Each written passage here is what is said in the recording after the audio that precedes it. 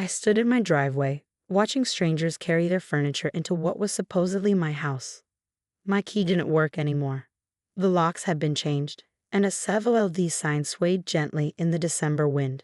"Is there a problem?" A man approached me, presumably the new owner. "Can I help you?" "This is my house," I said, my voice shaking. "I never sold it." He frowned, pulling out his phone. "No, we bought this property legally from Harrison Development Group. I have all the paperwork right here." Harrison Development Group, my father's company. My name is Daniel Harrison, and at 35, I just discovered my father had sold my house right from under me while I was away on a business trip. I called him immediately, my hands trembling with rage. He answered on the third ring, his voice casual as if he hadn't just made me homeless 3 days before Christmas. "Ah, Daniel, I assume you're back from Chicago?" "What did you do?" I demanded. "How could you sell my house?" "It was a necessary business decision," he replied coolly. The property was still under Harrison Development's name. We needed the liquid assets for a new project. The house was my inheritance from Mom, you promised her. Your mother's been dead for 5 years, Daniel. Things change. Business evolves. You'll understand someday. I gripped my phone tighter, remembering the day Mom had made him promise. She'd known what kind of man he was, had insisted on putting safeguards in place to protect my inheritance. The house had been her final gift to me. "Where am I supposed to go?" I asked, watching another moving truck pull up. "You have a perfectly good apartment in the city," he said dismissively. "The one above your office?" "Really, Daniel? You're being dramatic. It's just business." Just business. His favorite phrase whenever he did something morally questionable. Just business when he laid off 200 employees right before Christmas last year. Just business when he bankrupted his former partner's company. Just business when he remarried 3 months after Mom's funeral. What he didn't know was that I'd spent the last year gathering evidence. Every shady deal, every manipulated contract, every illegal transaction, I had copies of everything. Mom had warned me before she died, made me promise to watch him carefully. "Someone needs to stop him," she'd said, "before he destroys everything we built." I'd started small, making copies of suspicious documents, recording conversations, tracking money transfers. At first, I told myself it was just insurance, protection against his business decisions. But as I uncovered more, I realized Mom had been right. He wasn't just ruthless, he was criminal. The new owner was still watching me warily. "Sir, should I call the police?" I forced a smile. "No need. Just a misunderstanding. I'll sort it out with the development company." Back in my car, I called my best friend and legal advisor, Michael Chen. "He did what?" Michael's voice cracked with disbelief. "Sold my house, Mom's house, without telling me." "But that's impossible. Sarah set up ironclad trusts before she died. The house was supposed to transfer directly to you on your 35th birthday." "Which was last week," I said grimly. "While I was in Chicago, he must have been waiting for it." "Check your email," Michael said. "I'm sending you something." I opened my laptop, clicking on Michael's message. Inside was a document showing a series of rapid transfers, the house's deed moving from my trust to Harrison Development, then immediately to the new owners, all within hours. "He forged your signature," Michael said. "Look at the transfer authorization." There it was, my signature, perfectly replicated on documents I'd never seen. "He's gotten sloppy," I said, thinking of the evidence stored in my private server. "He thought I wouldn't notice until it was too late." "What are you going to do?" I stared at the LD sign, at the family unknowingly moving into a fraudulently acquired house. Dad had finally gone too far. "Remember those files I've been collecting?" I asked. "I think it's time to show them to the board." "Daniel, wait," Michael cautioned. "Your father's partners. They're not exactly ethical pillars themselves. What makes you think they'll care?"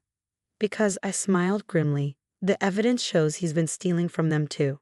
Millions in misappropriated funds, false projects, hidden accounts. Mom helped me track it all before she died." The line went quiet.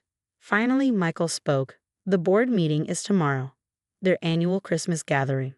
"Perfect timing," I said, starting my car. Time to give Dad a Christmas surprise of his own. I drove to my office apartment, the one Dad had so dismissively mentioned. He had no idea that this small space housed enough evidence to destroy not just him, but his entire corrupt empire. Mom had always said he underestimated me, saw me as the soft-hearted son who cared too much about people. She was right about that too. I did care about people, which is exactly why I had to stop him. The Christmas lights of downtown blinked around me as I parked, reflecting off the Harrison Development building's glass facade. Tomorrow, everything would change. Dad was about to learn that just business could work both ways.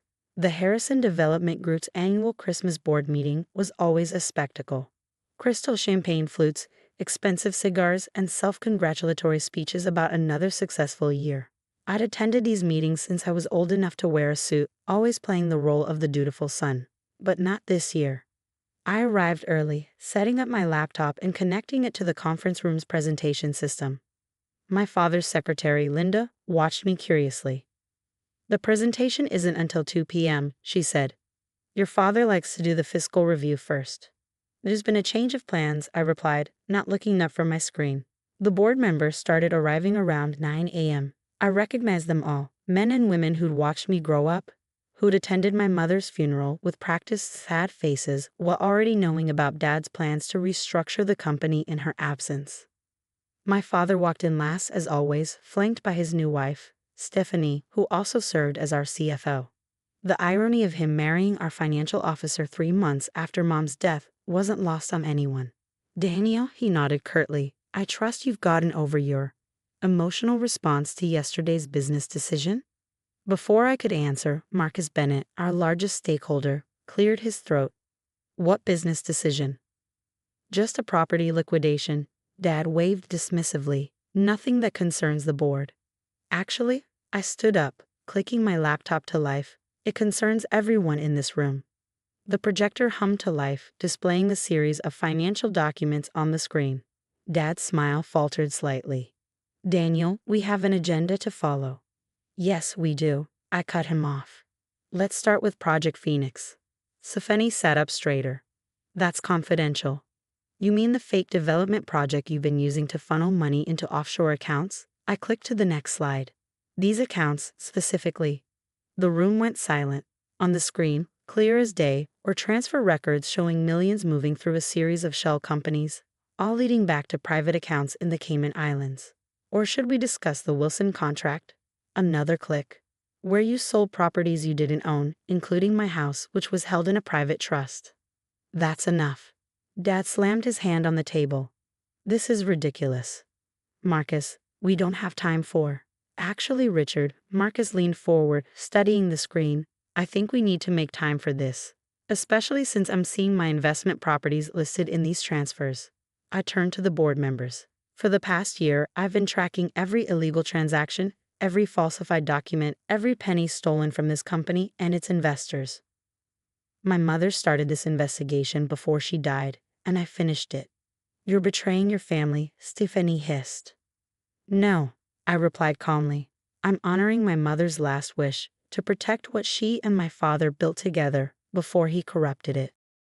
I distributed USB drives to each board member.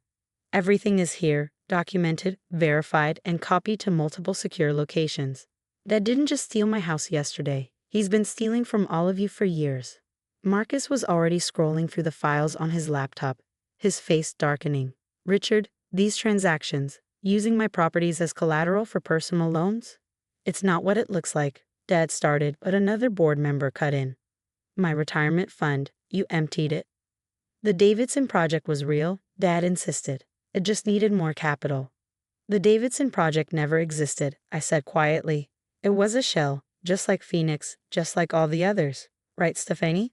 She wouldn't meet my eyes. She knew I had her too. Her signatures were on half these documents. "I can explain everything." Dad stood up, trying to regain control. "Daniel is clearly upset about the house situation. He's trying to manipulate. Like you manipulated Mom's trust." I clicked to the final slide. "This is from yesterday. Security footage showing you entering the trust lawyer's office with a forged power of attorney, transferring my house to the company illegally." The footage played silently. My father, confident and smiling, handling documents he had no right to touch. The timestamp confirmed everything. 3 months after the board meeting, I stood in front of my house, my real house, watching the movers bring my furniture back in. The legal battles had been swift and decisive. With overwhelming evidence of fraud, the property sale was invalidated, and the innocent family who'd bought it was compensated with a better property from the company's legitimate holdings. Marcus appeared beside me, hands in his pockets. The last of the audits came in this morning, he said. Your father and Stephanie managed to embezzle over $40 million in the past 5 years alone. I nodded, unsurprised. And the charges? The DA is proceeding with everything. Fraud, embezzlement, forgery. They're looking at significant time. He paused. Your father's asking to see you. No. I've been firm about this since his arrest. He made his choices. Inside the house, everything was exactly as I'd left it. Mom's paintings still hung on the walls, her garden visible through the windows. She'd known this day might come, had prepared me for it in ways I hadn't even realized until now. My phone buzzed. A text from Michael. Turn on the news. I flicked on the TV to see my father being led into court, Stephanie following behind. The headlines scrolled, Harrison Development Scandal. CEO and CFO face federal charges. The company's stock is actually up, Marcus noted, watching with me. Market likes how you handled this. Clean break, full transparency, immediate reforms. It was true. After the initial shock, Harrison Development had emerged stronger. I'd implemented the changes Mom had outlined in her files. Ethical investment strategies, employee protections, community development projects. The board had unanimously backed my vision. Your mother would be proud, Marcus said quietly. A memory surfaced. Mom in her study, teaching me about business ethics when I was just a teenager. Money isn't everything, Daniel, she'd said. Legacy is about more than profit margins. My phone buzzed again. This time it was Linda, Dad's former secretary, found something you should see. An hour later, I sat in my mother's old office, now mine, looking at the document Linda had discovered. It was dated just weeks before Mom's death, a letter she'd written to me. My dearest Daniel, if you're reading this, then you've done what I couldn't. You've stopped your father's corruption. I'm sorry I had to leave this burden to you, but I always knew you were stronger than anyone realized, especially him. The evidence I've gathered is only part of the story. The real test will be what you build from the ashes. Your father taught you how to make money, but I hope I taught you how to make a difference. The company was built on your grandfather's dream of creating homes and opportunities for people. Remember that legacy as you move forward. And remember that I'm with you always. Love, Mom. I wiped my eyes, carefully folding the letter. Outside my office, I could hear the busy sounds of the company moving forward, phones ringing, people talking, life continuing. Marcus knocked on my door. Board's ready for your presentation on the new community housing initiative. I gathered my papers, including the proposals for affordable housing developments and small business support programs. Mom's true legacy. Oh, and Daniel? Marcus added. The family you helped relocate? The father called, wanted to thank you personally. Said it was the first time he'd seen real corporate integrity in action. I smiled, thinking of Mom's words about legacy. Schedule some time for me to meet with them next week. I want to hear their ideas about what the community needs. As I walked into the boardroom, I caught my reflection in the window.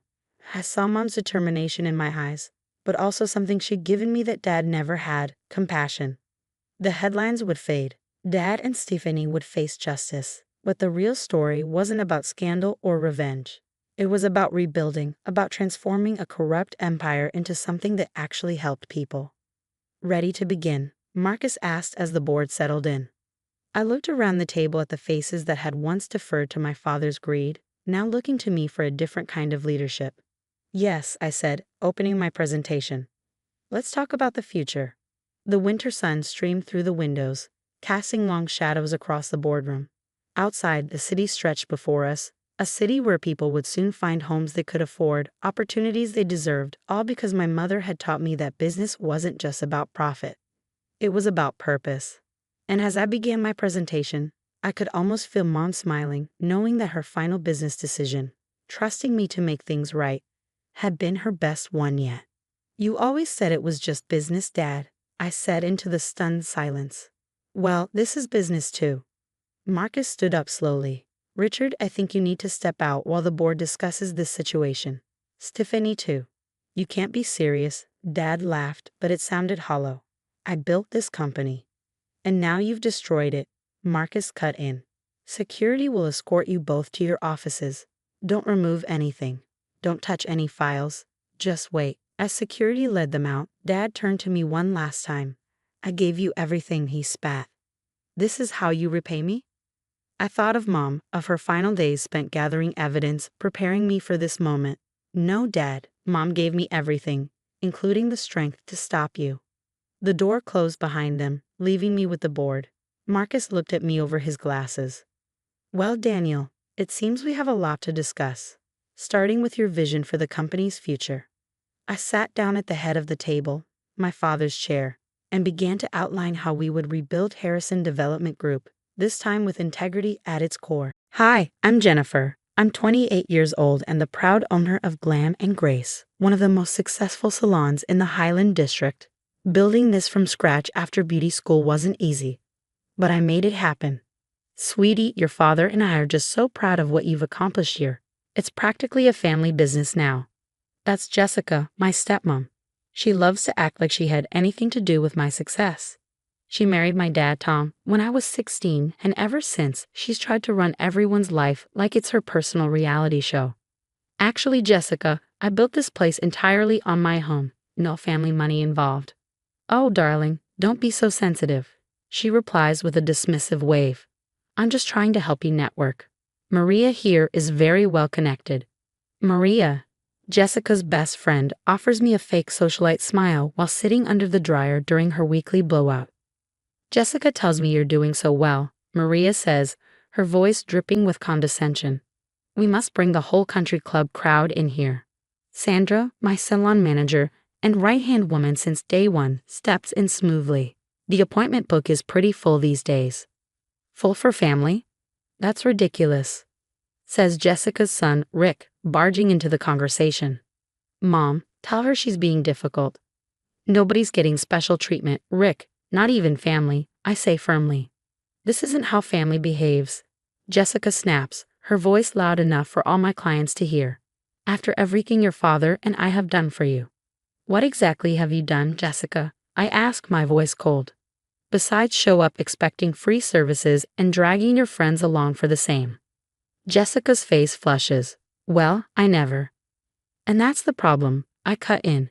You never consider that this is my business, not your personal salon. I worked hard for this. Jessica stiffens. Your father will hear about this attitude. I was just trying to help you build connections, she huffs. Maria was going to recommend you to her charity committee friends for free services, of course. It's called marketing, darling. But clearly, you're too inexperienced to understand how things work in our circle. My circle is doing just fine, I reply. Sandra, please make sure everyone knows our friends and family discount policy. 10% off, just like any other loyal customer. Jessica grabs her designer purse, her face a storm cloud. Come on, Maria, we'll go to Claude's salon instead. They know how to treat elite clientele.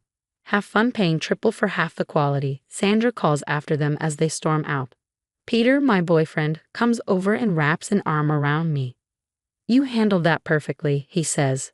Don't let them guilt you into giving away your hard work. Looking around at my bustling salon, I know he's right. I built this place on quality and fairness, not social climbing or freebies. If Jessica and her entourage can't respect that, they can take their entitled attitudes elsewhere. But Jessica isn't done. A few days later, she struts into the salon with 6 of her friends, all decked out in designer outfits and dripping entitlement. Ladies, the Peninsula Charity Ball starts in 4 hours, she announces dramatically. We need the works. Hair, makeup, nails, for everyone. Did you make appointments? I ask, already suspecting the answer.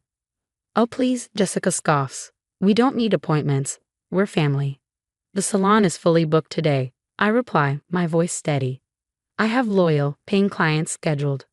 Well, unschedule them, she snaps. This is the biggest social event of the season, and I've already told everyone my stepdaughter would take care of us.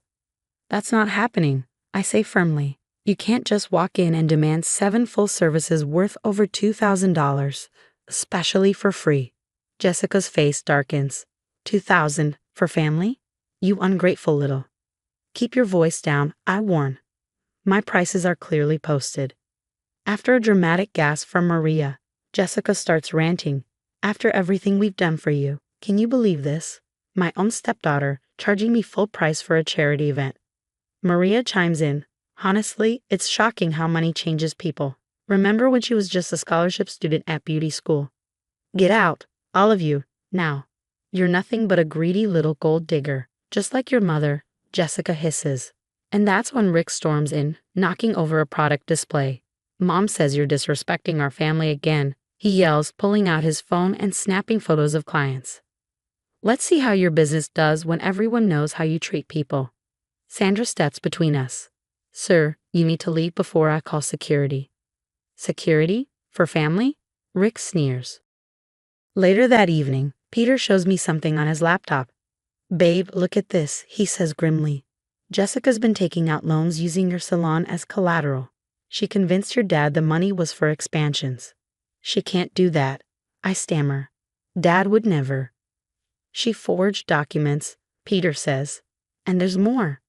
She's been spreading stories about you stealing clients from other salons. My phone buzzes with a text from Sandra. Rick's been harassing clients as they leave. 3 cancellations today. Then I see Maria's social media post. Sad when success reveals someone's true colors. Some people forget their humble beginnings and the family that supported them. #ungrateful, #greed. I feel my blood boil. Jessica isn't just after free services anymore. She's trying to destroy everything I've built. This ends now. I tell Peter, pulling out my phone to call my father. It's time he knew exactly what his wife is doing with his money. And my business. Peter nods. Want me to send the loan documents to your lawyer? Yes, I say. And Peter, thank you for always having my back. Always, babe. Nobody messes with my girl's dream and gets away with it. As I dial, I glance out the window and spot Rick loitering outside, still taking photos. This isn't just about entitlement anymore. It's about protecting what I've worked so hard to build from people who think they can destroy it. You're not going to believe this, Peter says, sliding his laptop toward me.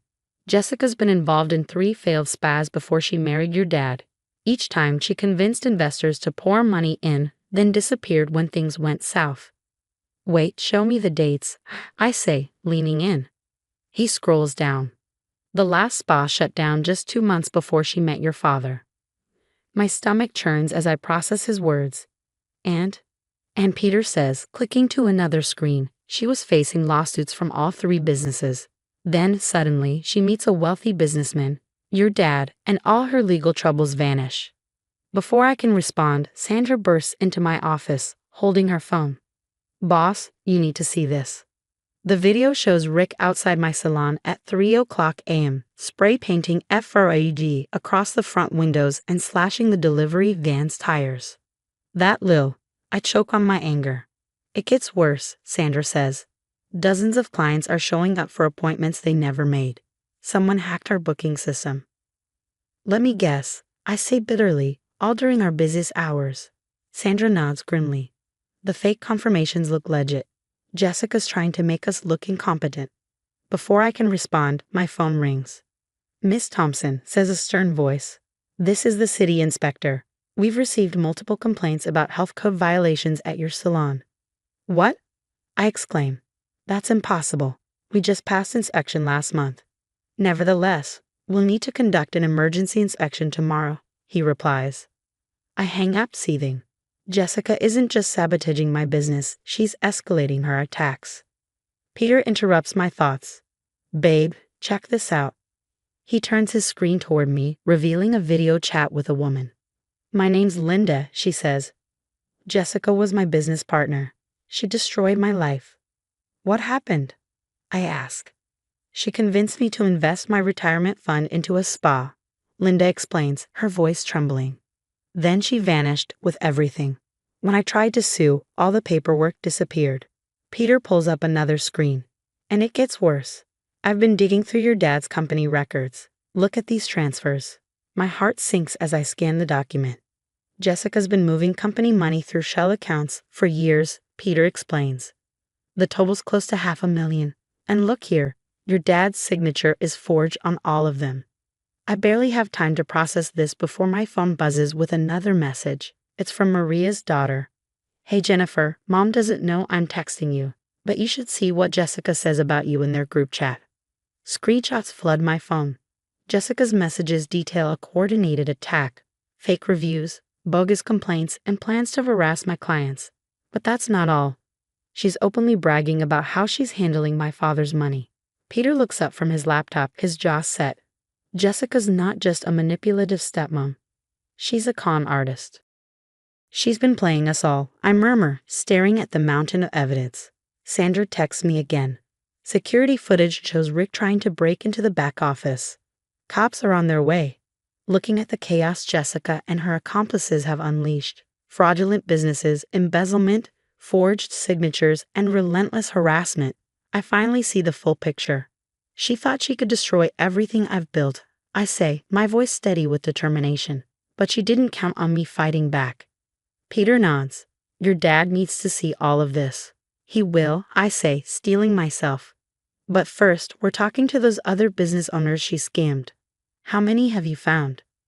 7 so far, Peter replies, and they're all ready to help take her down. Before I can respond, my phone buzzes again. This time, it's a post from Maria's daughter. OMG, Mom's charity is totally fake. Can't believe Jessica's been pocketing donations for years. Hashtag exposing fraud, hashtag champagne charity scam. Attached are receipts, proof of Jessica's lies. I watch in real time as the post spreads like wildfire. Within hours, the country club crowd is in chaos, and my phone won't stop buzzing.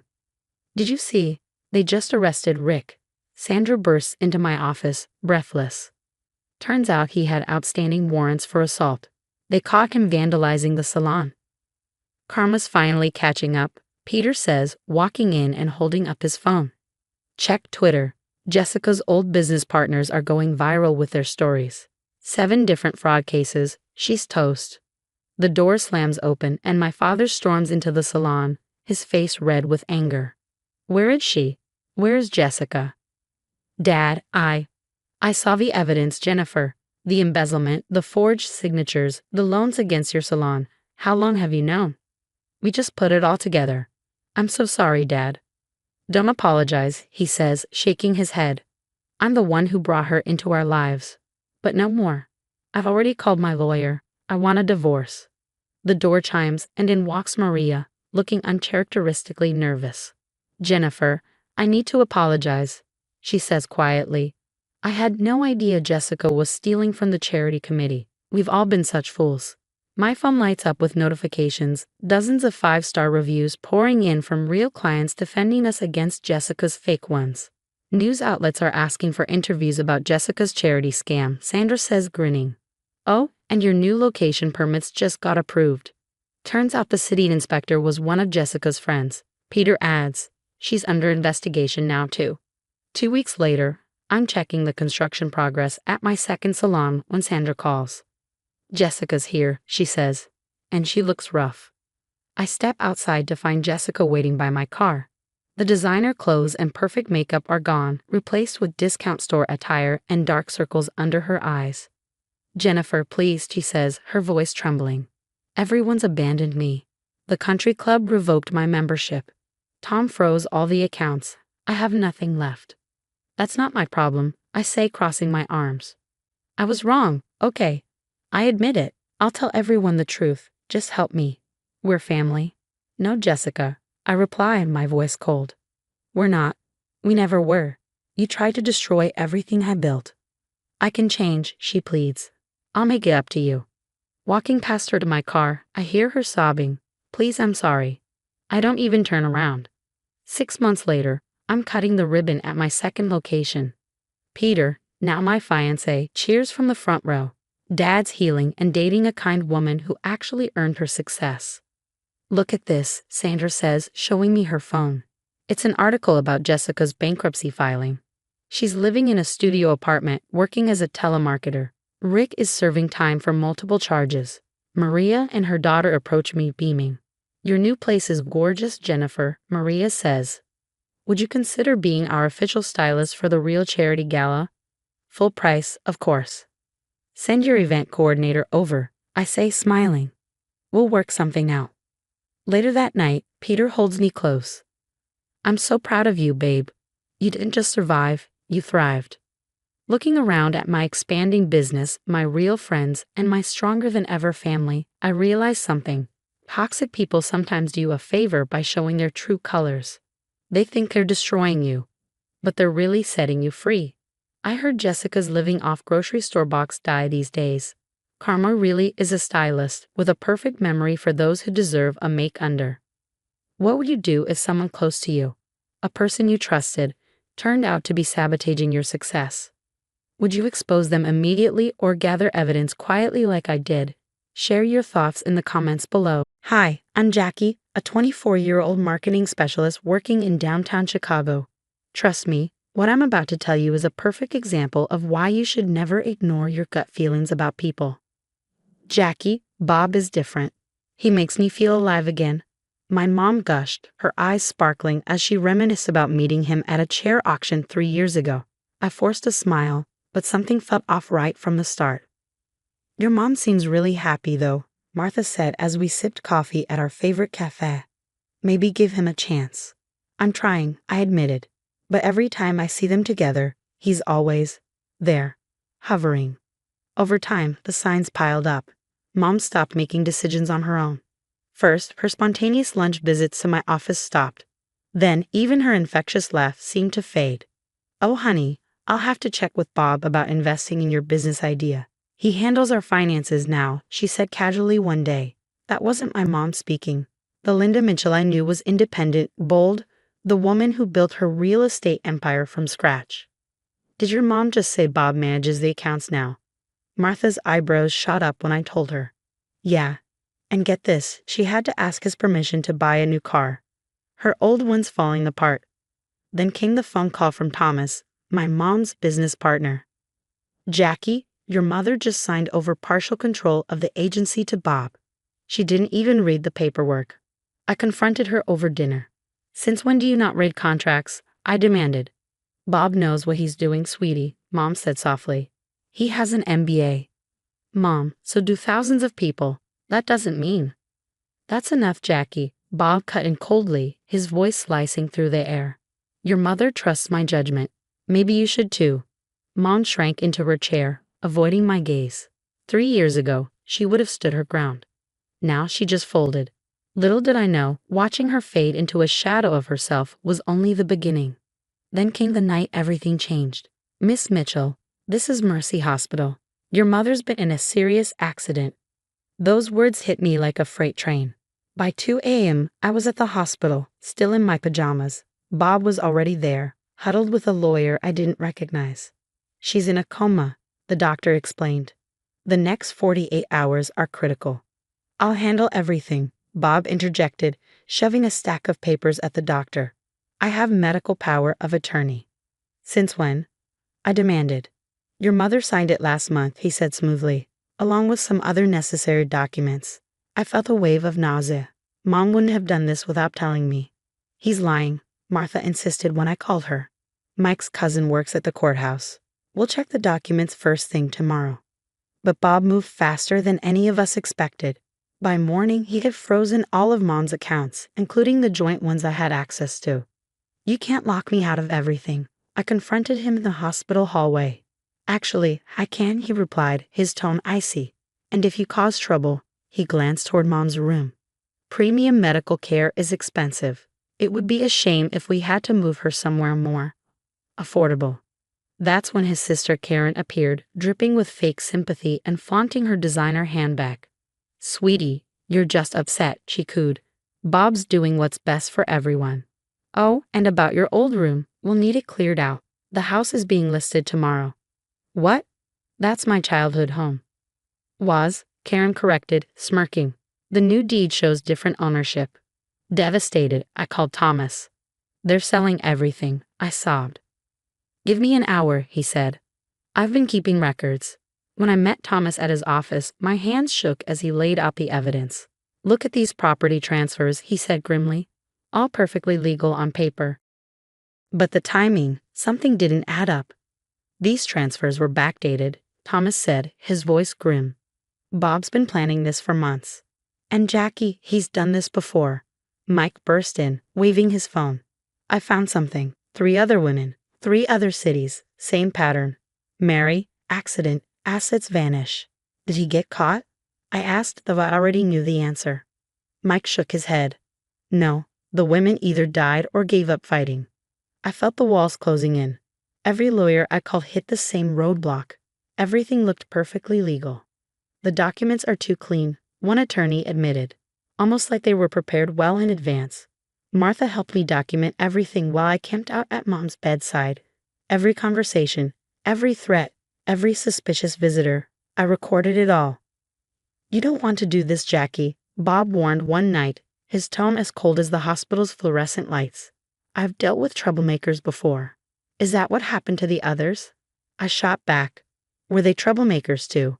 His face changed, a flicker of menace crossing his features. I don't know what you think you know. I know enough. Then you know I always win. Always. He leaned closer, his voice a venomous whisper. By the way, your mother's insurance might not cover extended care. Shame if she had to be moved to state facilities. Helpless, I watched movers empty our family home. Karen oversaw everything, making sure every valuable disappeared into storage.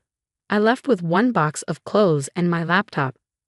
But what they didn't know was that hidden inside my laptop were copies of every document, every transaction, and every piece of evidence Thomas and Mike had uncovered.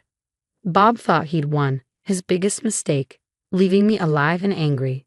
Unlike his other victims, I wasn't going to disappear quietly. The money's moving through shell companies, Thomas explained, spreading out documents across his desk. Look at these timestamps, transfers at midnight. Like clockwork. Late nights in Thomas's office became my new normal. That's where I met Diana. She stumbled in one rainy evening, looking exhausted. I saw your posts in the fraud victim forums, she said softly. Bob Turner, he did the same thing to my aunt. Did she make it? I asked. She shook her head, tears pooling in her eyes. No, complications from her injuries right after he drained her accounts. Then came the breakthrough. Mike burst into Thomas's office, breathless. You won't believe what Karen let slip at happy hour. What? She was drunk, bragging about vacation homes in the Caymans, multiple properties, all bought within days of Bob's previous wife's accident. That's when I started recording every interaction with Bob. Sign these transfer papers for the agency, he demanded one night. Why the rush? Market's hot. Strike while the iron's. Don't be difficult, Jackie. Remember who controls your mother's care. He didn't notice the tiny camera hidden in my jacket button, capturing every threat. His entire empire is built on fraud, Thomas revealed after weeks of digging. Tax evasion, insurance scams, identity theft. Then came the moment that changed everything. I was sitting by Mom's bedside, holding her hand when I felt it. Her fingers twitched. Then she squeezed my hand, faint but unmistakable. She's waking up, I cried. I called Martha immediately. Block the door, I said. Mike's voice cut through the phone. Bob's heading up with some lawyer. Move fast. Through the hospital window, we watched Bob pacing the hallway, making frantic calls. Move everything. By the time Bob realized what was happening, it was already too late. The dominoes were falling. I don't care about the fees, I told Thomas. She can't wake up to empty accounts. Mom's recovery came with a fierce clarity. Her first coherent words stopped Bob in his tracks. Where's my checkbook? She demanded, her voice stronger than it had been in years. You're confused, dear. Rest, Bob tried, his tone saccharine. The hell I am. Jackie, why can't I access my accounts? That's when the FBI walked in. Bob Turner, we have some questions about your offshore holdings. And Miss Turner, an agent added, turning to Karen, your real estate license is suspended pending investigation. Diana arrived with 5 other victims' families. Their testimonies stretched over 3 days, painting a damning picture of Bob's calculated schemes. Mike's updates came like clockwork. He's on every airport watch list, he reported. Border Patrol caught him trying to cross into Canada. The trial was swift. Bob's meticulous paper trail sealed his fate. 20 years, the judge announced, and full restitution to the victims. Mom recovered fully, throwing herself into rebuilding her business with a renewed vigor. I launched my own marketing firm specializing in fraud prevention campaigns, turning our nightmare into a mission to protect others. 1 year later, I visited Bob in prison. He looked smaller, pathetic in his orange jumpsuit. "Jackie, please," he begged. "I'm sorry. I'll make it right." "Like you did for Johanna's aunt? Or the others?" I asked, my voice steady. "I've changed." "Save it," I snapped. "I just came to say one thing. I won. And you'll never hurt another family again." His desperate pleas followed me as I walked away, but I didn't look back. "How'd it go?" Mom asked later. "Exactly as planned," I said, smiling. "He's got 19 more years to think about his choices." Sometimes justice comes from simply refusing to stay quiet. Have you ever faced a situation where someone close to you revealed their true colors, but others told you to give them a chance? Or maybe insisted you were just being paranoid? How did you handle that gut feeling when something wasn't right? My story is a testament to the danger of ignoring red flags. Looking back, the signs were there: the controlling behavior, the isolation, the subtle threats. But society often pressures us to keep the peace or make it work, especially when it involves family. So what's more dangerous? A stranger who means us harm or someone who gains our trust and manipulates us? Should we always trust our instincts, or are there times when we're being too suspicious? Share your experiences in the comments below. Let's start a conversation about trusting our gut and protecting ourselves and those we love. Hi everyone, I'm Patricia, a Phoenix-based real estate agent and proud owner of my own agency. I built my success from the ground up. For years, I thought I had it all: a beautiful daughter, a seemingly perfect marriage, and a thriving business. But life, as it often does, had other plans. Living in North Scottsdale with my Mercedes in the driveway felt like a dream come true. 6 years ago, at the Phoenix Children's Hospital Charity Gala, I met Philip Thompson. He was dashing in his tuxedo, confidently working the room as a rising financial analyst. "You must be the real estate powerhouse everyone's talking about," he said, handing me a glass of champagne. "Guilty as charged," I replied, laughing, though I prefer to let my sales numbers do the talking. That night sparked a whirlwind romance.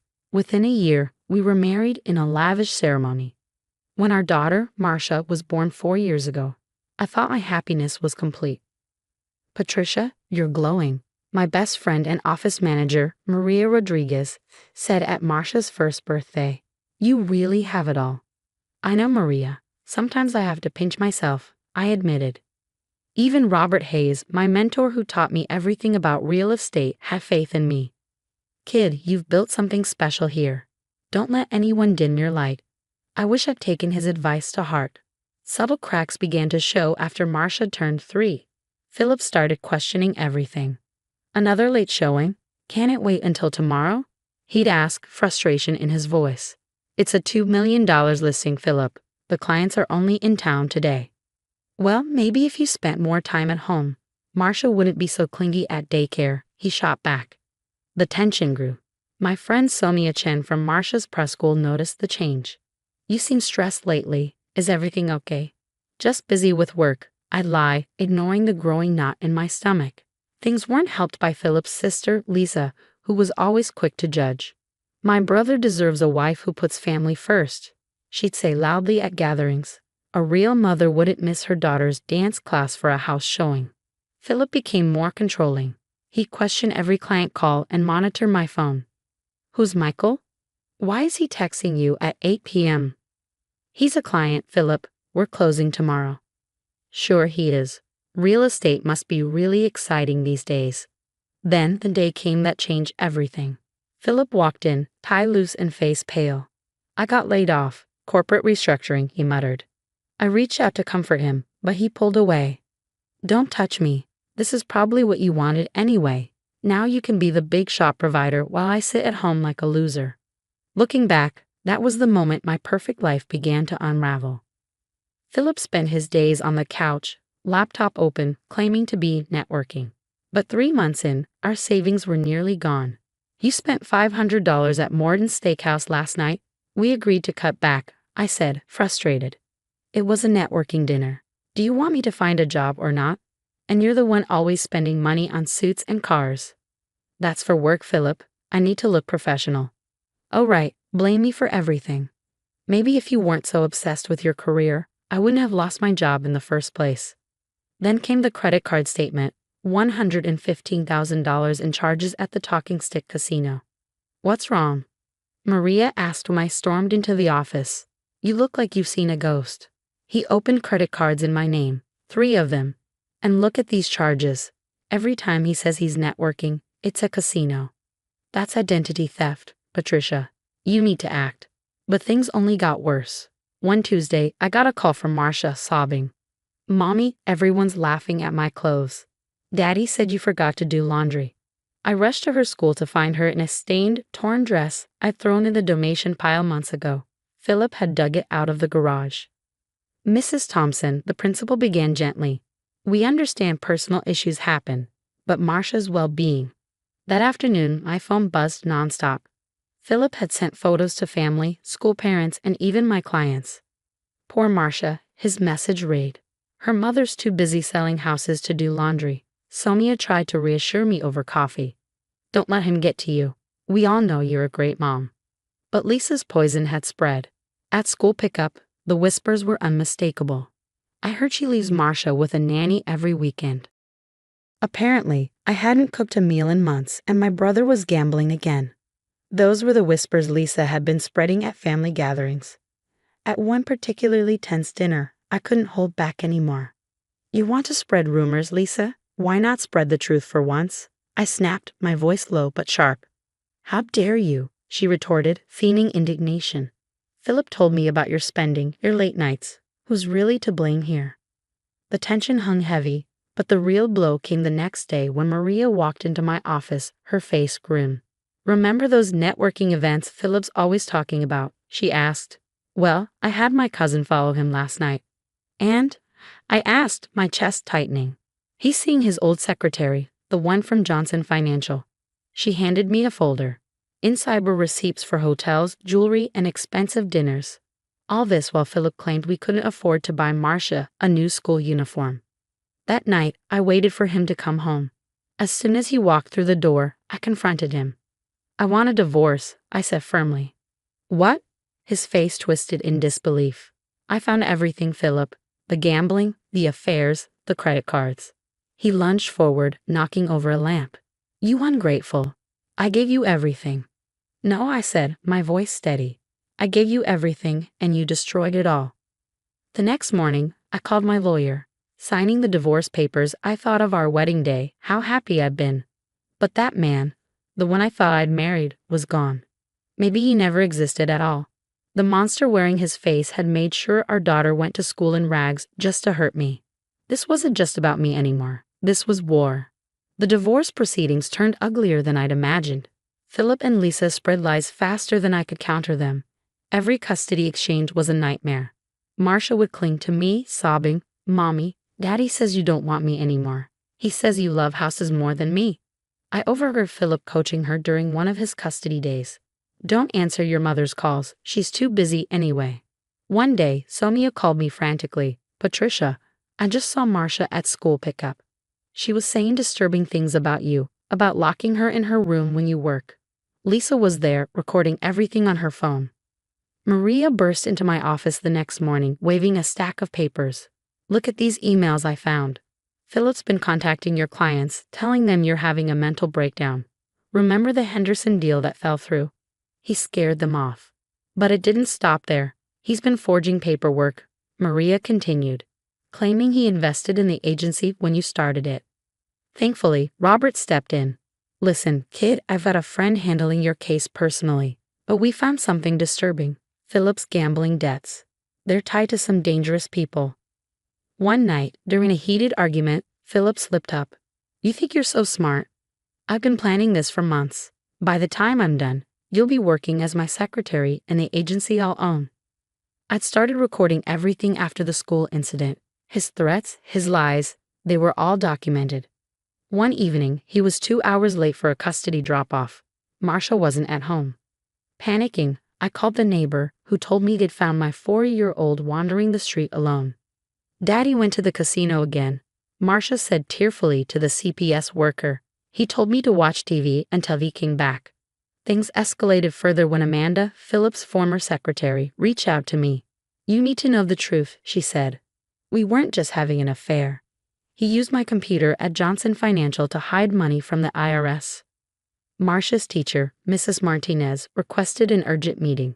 She's having episodes during his custody days, crying, refusing to participate. Yesterday, she said, Daddy's friends from the casino scare me. At the next custody exchange, Philip and Lisa showed up clearly drunk. You think you're winning? Philip slurred. I own you. I made you successful. Without me, you're nothing. I slipped my phone into my pocket, its recording app already running. Keep talking, Philip, I said quietly. Tell me more about how you made me successful. He ranted about forged documents, tax evasion, and his plans to steal my business. Every word was captured perfectly. The next morning, I called my lawyer. I want emergency custody. Now. That night, as I held Marcia while she slept, I realized this wasn't just about survival anymore. Philip hadn't just tried to destroy me, he put our daughter in danger. The gloves were off. I had everything I needed to end this, and I was going to use all of it. At the final custody hearing, my lawyer laid it all out. Recordings, financial documents, therapy reports. Everything. The judge's face grew darker with each revelation. Full custody is granted to Mrs. Martinez. Mr. Thompson, your visitation rights are suspended pending further investigation. That same week, Philip's past finally caught up with him. The IRS Criminal Division knocked on his apartment door. Remember those documents you forged at Johnson Financial? One agent asked, holding a thick folder. Your secretary kept copies. As if that weren't enough, two large men in leather jackets intercepted Philip outside the courthouse. Casino debt collectors, they growled. Philip tried to run but barely made it to his car before they caught him. Please, I can explain, he begged, but their patience had long since run out. Then came Johnson Financial's internal audit, revealing years of embezzlement. Philip had been stealing long before he met me. Lisa showed up at my office, desperate and teary-eyed. You have to help him. We're family. Family? I scoffed.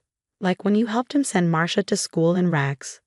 Lisa's troubles weren't far behind. Her own company uncovered a fraud scheme she'd been running.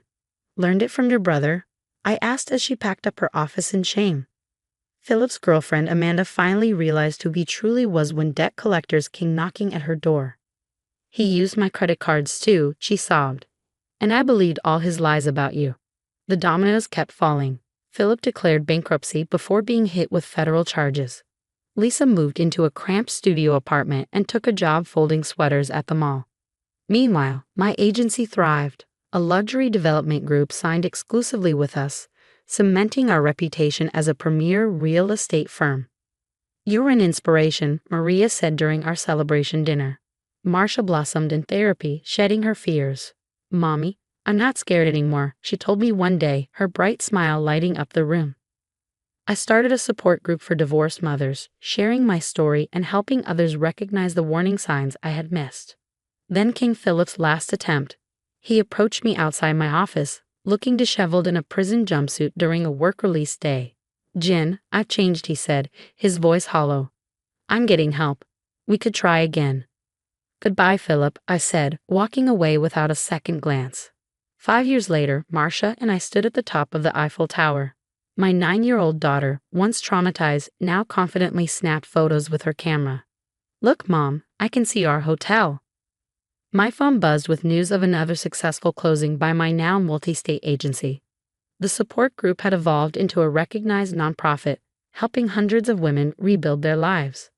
Meanwhile, Philip cleaned prison toilets for 12 cents an hour, and Lisa still folded sweaters. I hadn't taken their calls in years. Mom, Marcia said, hugging me as the sun set over the city of lights. I'm so glad we're free. I held her close, my heart full. Me too, baby, me too. We had not just survived, we had thrived. My success wasn't about revenge, it was justice, plain and simple. The best revenge was living well, and we were living beautifully. What would you do if your spouse deliberately harmed your child just to ruin your reputation? Would you show mercy if they begged for forgiveness, or would you hold firm like Patricia did? Share your thoughts in the comments below.